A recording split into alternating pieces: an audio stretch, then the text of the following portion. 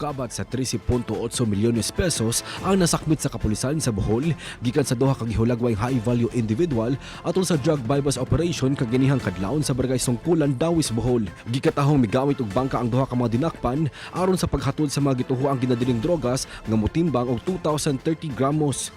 Magatubang ang tukmang kaso mga dinakpan nga gikustudiya na karon sa kapulisan.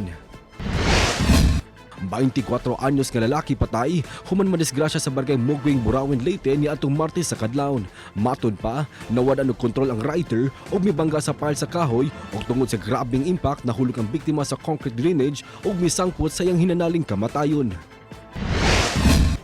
Patay ang 17 anyos nga tinun-an sa grade 12 human giluba sa nakaaway nga 17 anyos nga lalaki sa bukirang bahin sa Manhuyod, Negros Oriental.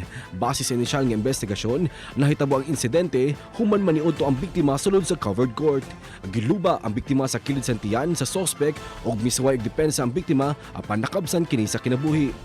Gikatakdang i-turn over ang suspect sa Municipal Social Welfare and Development Office kayo sa kini ka minor de edad.